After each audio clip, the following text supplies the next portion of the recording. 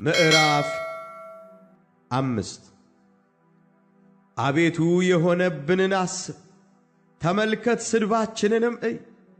ርስታችን ለእንግዶች ቤቶቻችን ለሌሎች ሆኑ።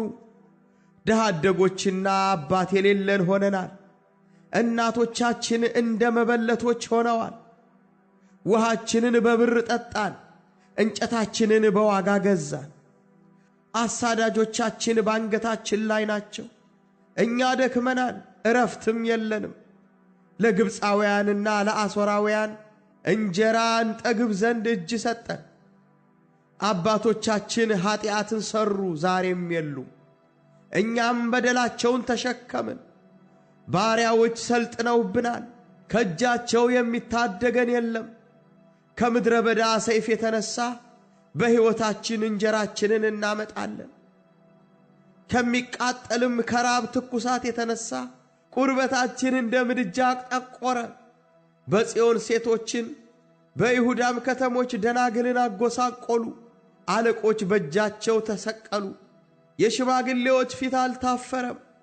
ጎልማሶች ወፍጮን ተሸከሙ፣ ልጆችም ከእንጨት በታች ተሰናከሉ።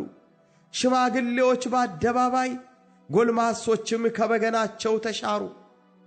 የልባችን ደስታ ቀርቷል፣ ዘፈናችን ወደ ለቅሶ ተለውጦ። አክሊል ከራሳችን ወድቋል፣ ኃጢአት ሰርተናልና ወዮልን።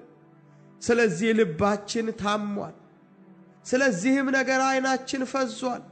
ስለ ጽዮን ተራራ ባድማ ሆናለችና ቀበሮችም ተመላልሰውባታልና።